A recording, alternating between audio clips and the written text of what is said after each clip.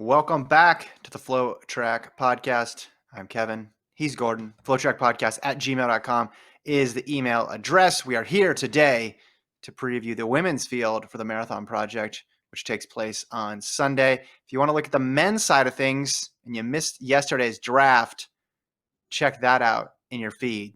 Gordon, Lincoln going toe-to-toe for how many minutes? 30, 40, 50? It felt like it was timeless. Time stopped when we were drafting. I don't know how long it was, but it was good. That's a good thing. It was a good thing. It was a good draft. Lincoln got to pick first. He had a surprise first pick. I did not see it coming. I feel like I still have overall a better team. It's interesting. That was the third draft that me and Lincoln have done. We did 2 drafts during the 10K, and then we just did that men's Marathon Project draft. This will be my 4th draft I've done right now. But I'm really upset about the previous 10K drafts. I feel like I got robbed because of a DNS by Kira D'Amato and a DNF by Tyler Day. If those don't happen, I win. And the marathon, like I mentioned in the podcast with the men's draft, hey, there are more likely to be a DNFs than any other race than a 10K. So I'm nervous that my bad luck of picking DNFers might happen. But hey, we did a double or nothing on the beers. He won a 6-pack, so now it's up to a 12-pack if he wins. So I might move this. If I lose that, then I might turn this draft into a 24-pack because I can't. I got to keep going until I break even. That's my plan. All right. You're rolling other debts into other debts that you have with different people. Yeah, Lincoln was not optimistic because he's been on a bit of a win streak and he knows that he's going to come down to earth. What are the ground rules for this draft for the people who didn't listen to yesterday's show? So because I picked second in the previous draft, I'm going to pick first in this draft. Sorry. That's how it goes.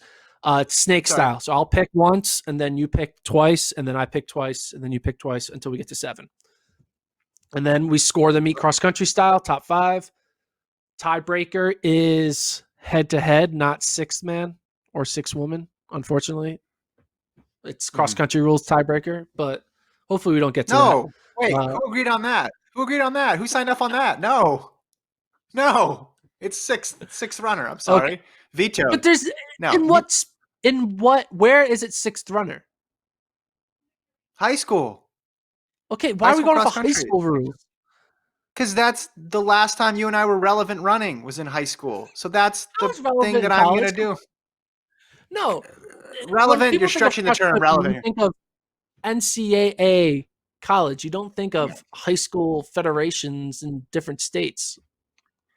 Why? They think of listen. You and Lincoln can have your separate rules if you want to, but on the women's draft, we're doing it the way the tiebreaker was meant to be done. I don't want to hear about this college stuff. They run 3 times a year. High school kids lace them up and get out there, and they actually race a bunch of times. There's not like 2 appearances all year. They change the distance. No one even knows what they're running half the time. No, high school is where it's at. We're doing 6-person tiebreaker. Okay. I don't care if it even costs me this win. It's a hill that I'm going to die on. You have the first pick. Go ahead. Yes, my first pick, I think, is obvious. Got to go with the best runner in the field. It is Sarah Hall. I almost faked you out there. I was about to say someone else. But Sarah Hall, obviously coming off her London Marathon runner-up finish. She's run 2:22:01. So that's a real 2:22. It's not 2:22:59. It's 2:22:01, almost 2:21. 6th fastest American all time.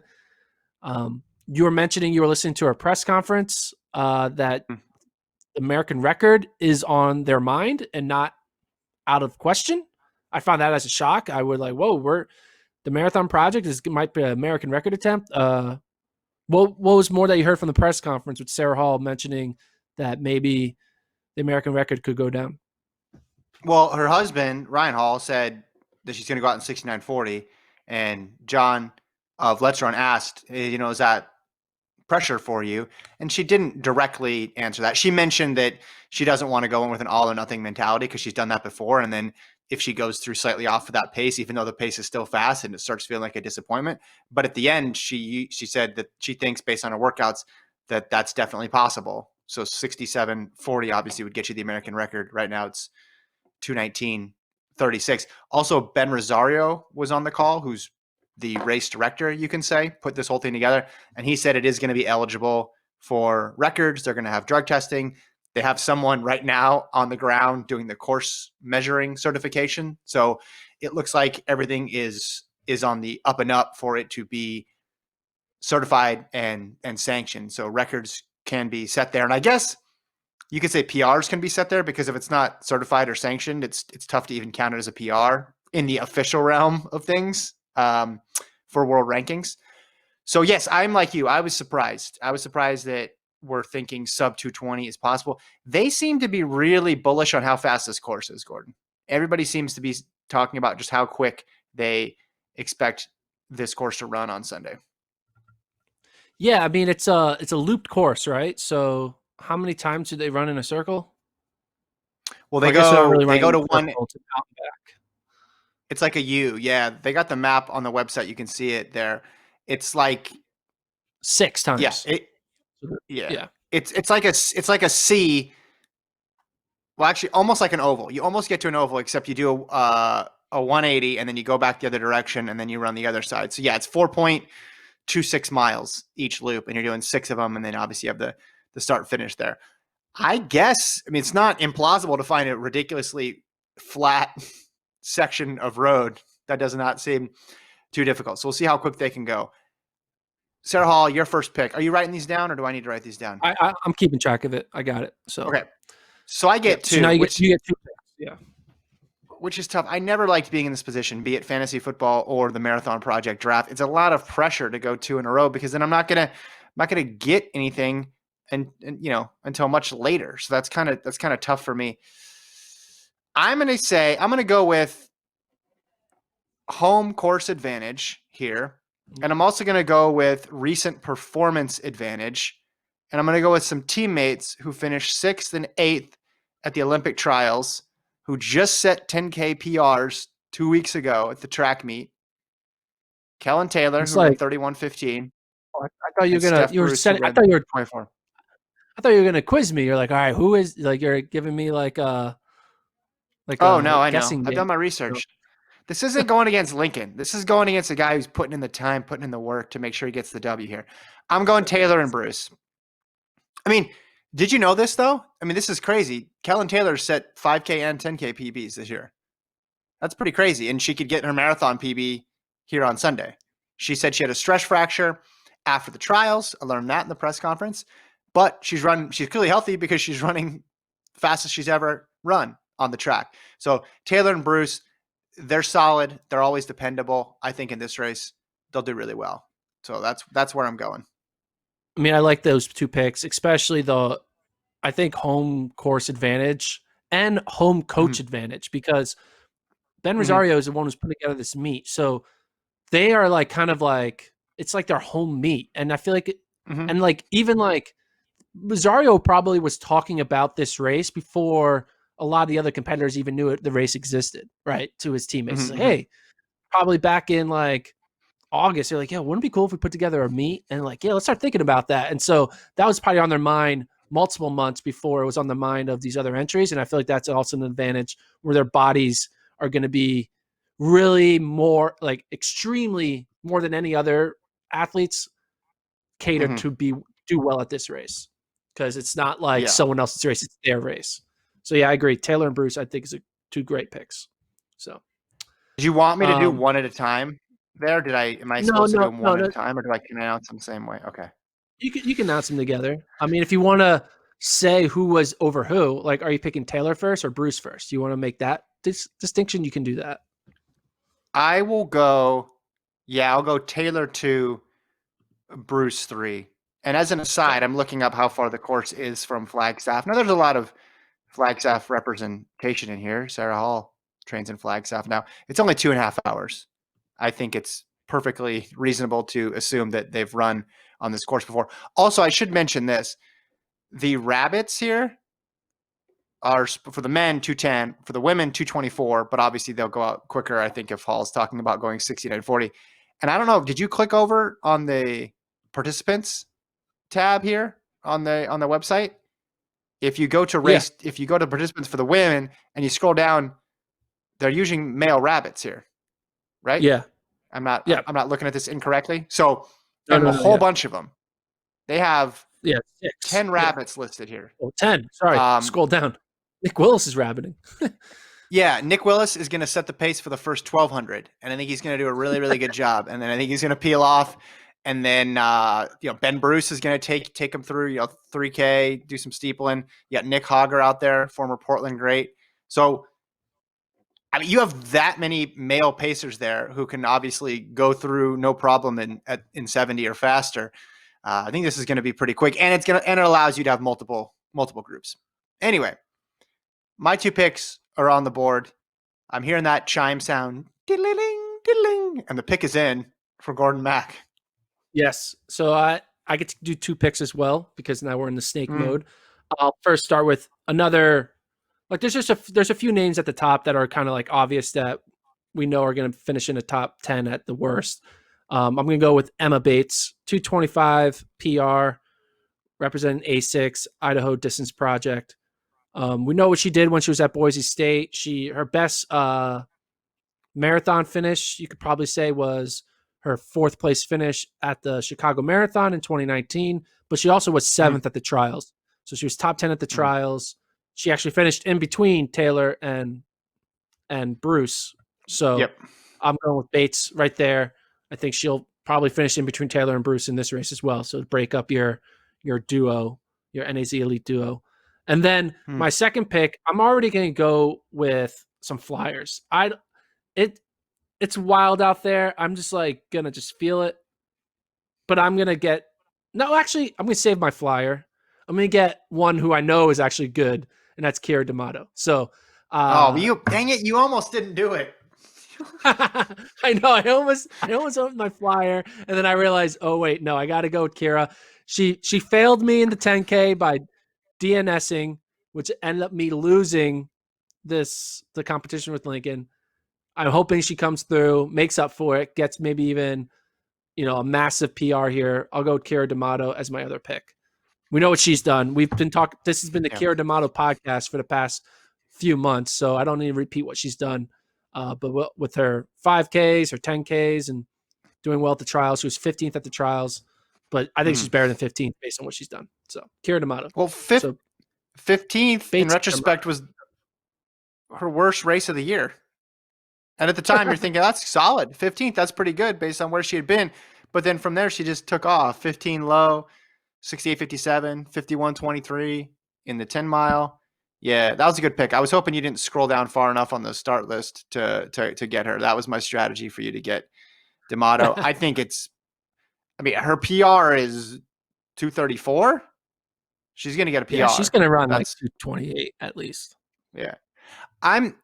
I'm realizing now we should have just gone one at a time because it's like, who wants to hear two people do a snake draft? That's not nearly as fun because then you don't. That's what Lincoln was saying, but it's how snakes work, man. It's how it works. Okay. 2 at a time. This is how it goes. Okay. So, and we're picking 7 here, huh? All right. Well, let's see.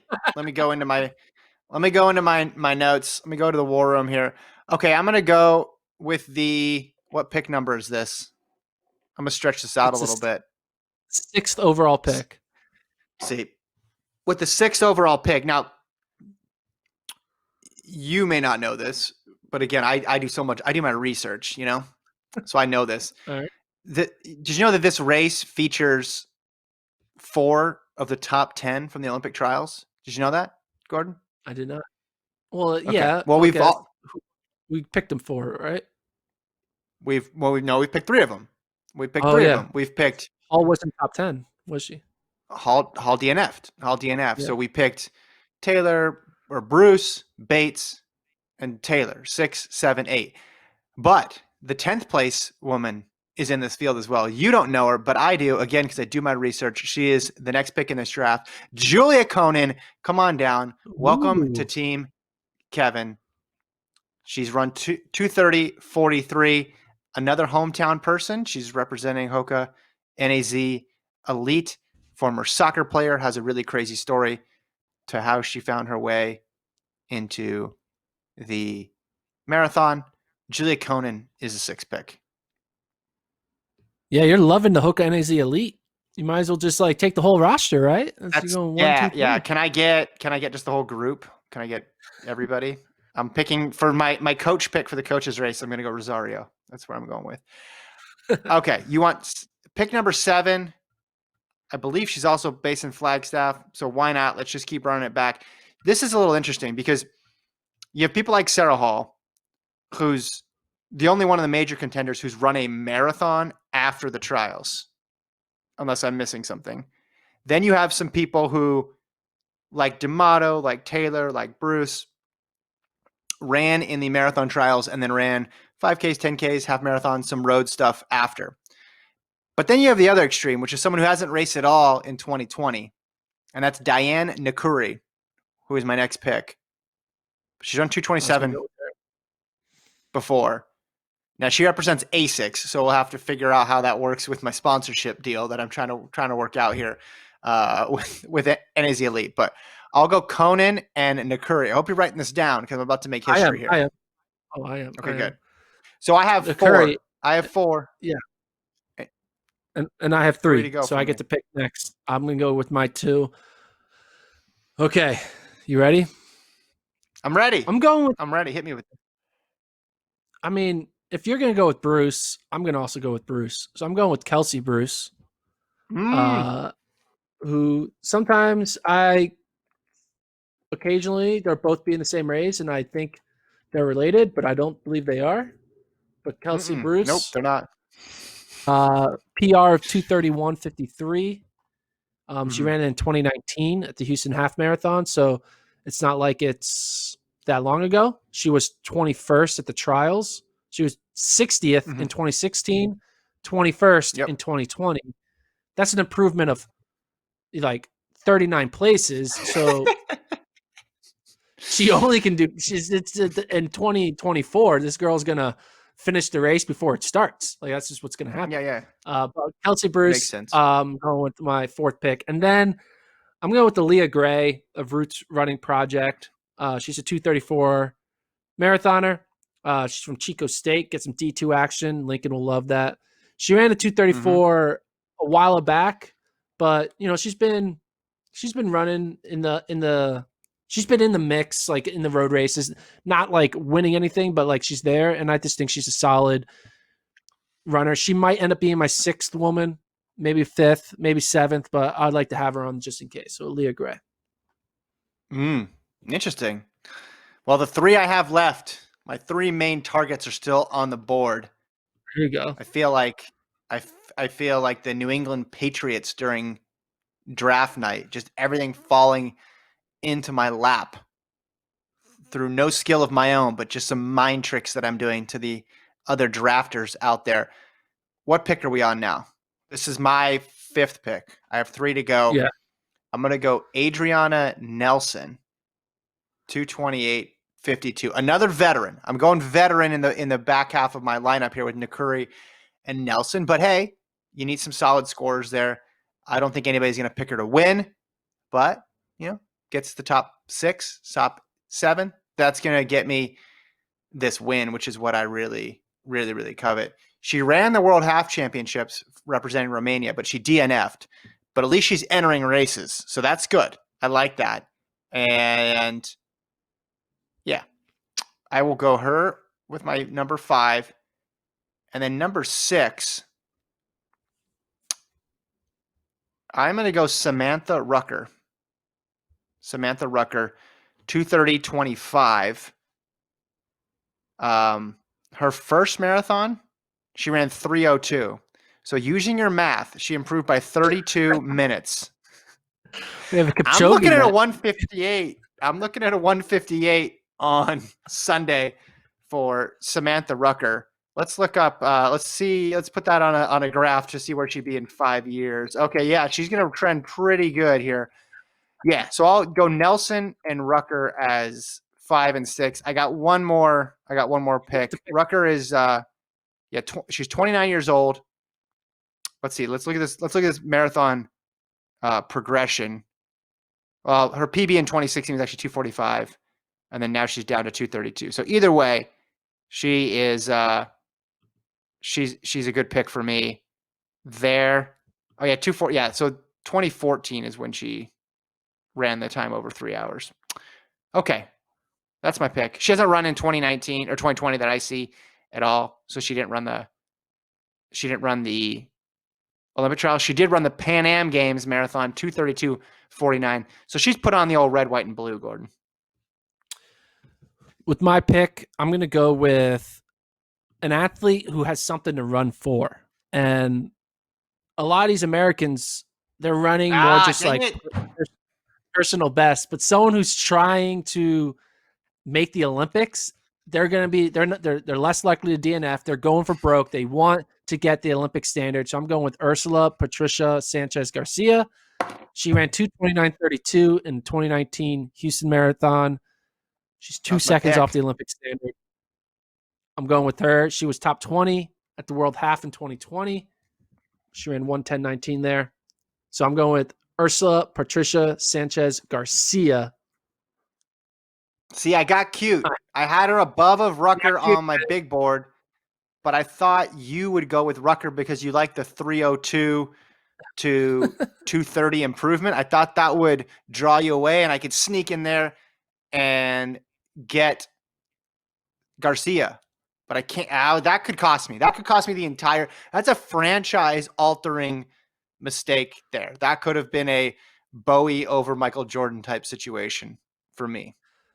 Yes, and then I'm gonna hit you really hard here. You ready for to get? You're about to just crawl into I have a bonus person. I have a bonus person. If you pick this person, I'm gonna be really upset.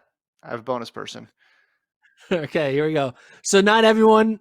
I mean, I did this in my draft on the men's side. Some people are making their debut, and I'm going to go with the Great Britain athlete from ASICS. I got a lot of ASICS love. I got Hall and Bates. I'm going with Sarah Ingalls, who is making her marathon debut. She's run a 1:10:24 half, and she did that this year. So it's a recent marathon half marathon performance. I'm going with Sarah Ingalls of Great Britain as my last pick, I guess. That is my last pick. Yeah, Ingalls. I thought that was 6 for you. No. Sure. I got 7. You get 1 pick. Okay. I have one more. Oh, that's right. You had 2 to close it out. You're in the right zone in terms of looking at half marathoners who are debuting, but you picked the wrong person. That's right. Cuse is in the house. Paige Stoner, 24 years old, making her debut. She's run 71:53 in the half. She was second in U.S. Cross this year. I'll give you some more Stoner facts. ACC champion. She was 7th in the 10,000 last year, 7th at USA's in the steeple.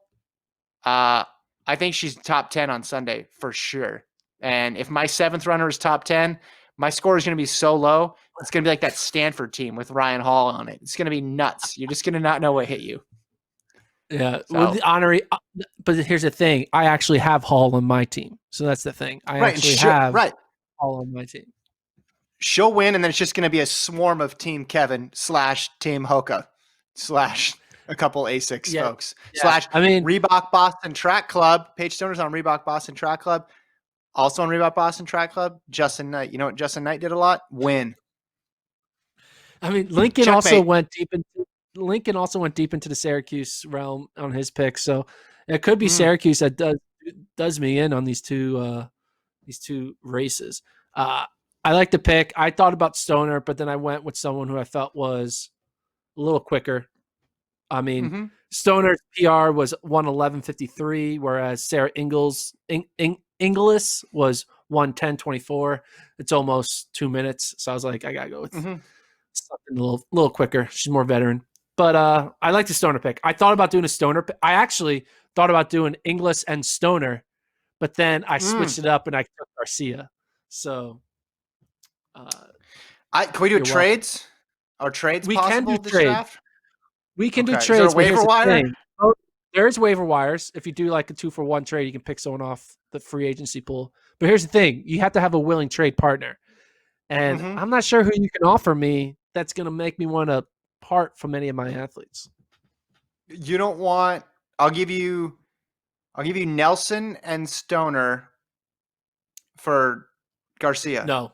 That's a fair. I Nelson's just put him in the old, trade man. machine. No. I just put it in Yeah, the trade machine. It says it works. It works. the You have to salaries accept match. it. The salaries match, but the reality What about does Harden? not.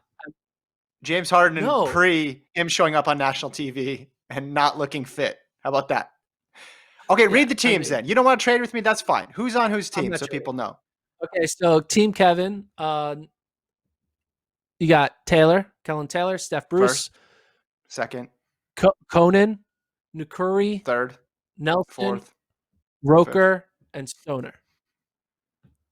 And okay. I think I'm going to win this, man, because I have Hall, Bates, D'Amato, Kelsey Bruce, Aaliyah Gray, Garcia, and Inglis. I think I'm going to win this, man. You're screwed. I think if you were to write this out in terms of like tiers, I think you'd have 7 people in that first tier. You'd have Hall, Taylor, Bates, Bruce, 4, D'Amato. Sorry, 5 people in that first tier. You'd have 5 people in that first tier. And because you got to pick first, you got 3 of those first 5, which gives you a huge advantage and puts me at a disadvantage. But that makes my victory all the more meaningful when I beat you. Now we know it's a marathon, and these, like, looking at your guys' draft from the 10K from the track meet was kind of wild in retrospect, because you just showed it to me, and I was looking at it assuming that was the order that you picked them. But like the 4th pick could have been the person who won. It makes you look like a genius in retrospect of like, oh, I got the winner. But it's like, no, you picked 3 other people ahead of them. I think that's going to be doubly hard given that it's a marathon. And here's the thing, like, taking Hall for the first pick is like the obvious choice. But here's the thing. If she's trying to break the American record and she starts bonking, you could see her just be like, DNF. Be like, all right, I don't have it. Like, there's not like there's prize money for a finish, right? Like, she's not getting the $5,000 for first. I think it's $5,000 for first. He announced it. I think $2,000 for second and $1,000 for third. Yeah, and I think Hall, if she's like, I'm out, then like she's not going to fight for 5th. Yeah. I feel like Hall's either going to win it or DNF. Like, there's no, or may get second, whatever. But like, there are certain athletes who are going to try to. Yeah, she wants a PR. And she knows she's not going to PR. It's out of the books. She's not going to like grind to a 227. She's going to be like, all right, I'm done, right? So that's the only negative to picking some of these athletes, is that you don't know their mentality going in. Like, is it like, I'm finishing this race no matter what? Or is it like, is it a bang or bust type race, you know? Well, with Hall, she probably has 6 other races lined up in the next 6 months. So I understand that. I know the mentality of my team. Stone cold killers, all of them. They're going to be all dialed up. No, I don't think the Hoka people, like, I think the Hoka people will be less likely to drop out, perhaps. That's just speculation. I'm not sure. I just think if you're going out at 224 pace, if that's the default setting and people are going to go even faster than that, well, let's look at how many people have gone out, have like run 224 before. Sarah Hall and Sarah Hall. That's it. There's other people who've broken 224. So I think people will stick around just because they want to try to get a PR. And if you go out in 72, then you're going to be on PR pace for a while. Even after you start feeling bad, you might hang with it because, oh man, I'm feeling bad. That last 5K was bad, but I'm still just under. And then it's going to be late when you eventually drop out. But compared to how slow Atlanta was and how horrible the weather was there, this will probably be a breath of fresh air for most of the women in this race who are just looking for that fast time.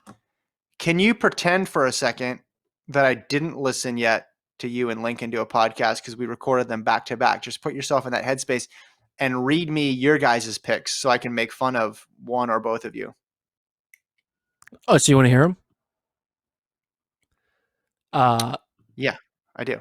Okay. All right. So I don't know the order. Do you want the order of how it went down? Yeah, I want the exact order so I can pretend like I was there. Okay. Lincoln went Albertson, number 1. Then I went Fauble and Ward. Wait, what? And then he went Tukey. Tukyu? I don't want to say his name. Tukyu? Okay. He went Tukyu and Herrera. So he went Syracuse right there. Then I went Mariano and Levins. And then he went Benny. He went back-to-back Syracuse right there. Benny and a Musfin? Musfin, yeah. Eritrea. Eritrea, yeah. Then I went Buchanan as my flyer, the marathon debut. I went Montañez, Nico Montañez. Remember him? He ran well at the Houston half this past year. Then he went McDonald and Igor because he just wanted Igor on his team because he thought it was a great name. Igor Oli Ferenko. And then I ended with Rudolph Levesse from Portland, the Portland Pilot, who ran 14 in Berlin. So yeah, I think I won that. Okay, so let me ask you this question. And now, in retrospect, tell me the truth here. If say he picked Jared Ward first, who would you have picked with your next two? Fauble and would you have picked Albertson, or could he have gotten Albertson in the next round? He could have gotten Albertson in the next round. I would not have thought to pick Albertson. Yeah, he messed that up. And I prefaced the podcast, and I'll preface it here or after the fact.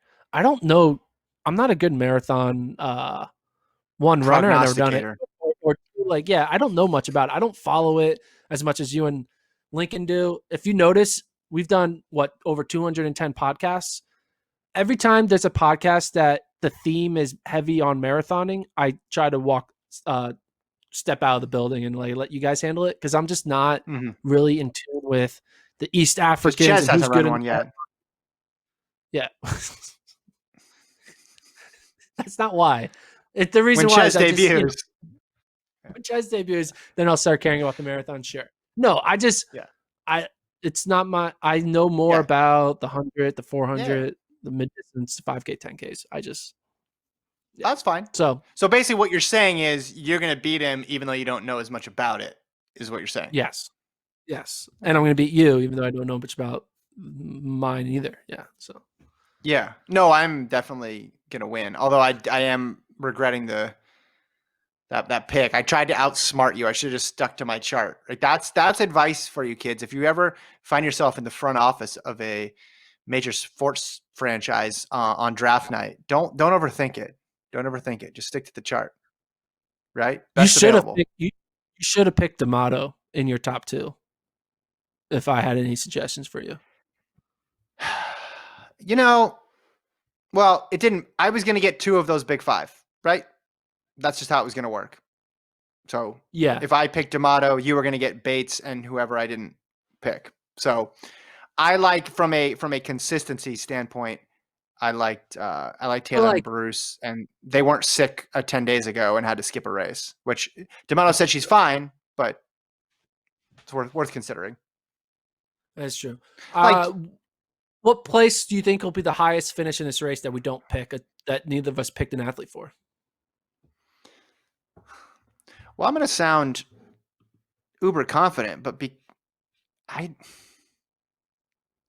like sixth, seventh. Sixth? Well, that's obvious. Sixth, that means we got Taylor, Bruce, Hall, Bates, and D'Amato. Come on. Yeah. Well, but one of them will be switched because one of them will have a bad day. Someone's going to finish sixth that neither of us picked, you think? Yeah, and in reality, it's going to be higher, but I can't envision that right now. But you look at this and you feel like it's pretty easy to forecast, especially based on the fact that it's flat and fast, and it should be somewhat predictable because there's rabbits. It's not going to be like the marathon trials where you had Rupp, maybe you had Jake Riley, nobody had Abdi, and then from there it was just what in the hell is happening? I mean, career. Probably some people had career, but there was a lot of what the hell is going on in the top 10 in Atlanta on the men's side. I mentioned this in yesterday's pod, which I recorded today, that you're seeing tomorrow. Mm-hmm. Yep. Recording this on Wednesday, seeing this on Thursday, Friday. But in the Thursday pod, at the end of it, so there's 10 pacers for this women's field, right? And it's a looped course, right? Right. And like someone like Nick Willis is running. I guess it doesn't really apply much on the women's field because a lot of these men can probably handle the pace and they'll be fine to go beyond half marathon mark and go pretty deep into the 26.2 miles. But like, is it illegal for a lapped runner to be a pacer?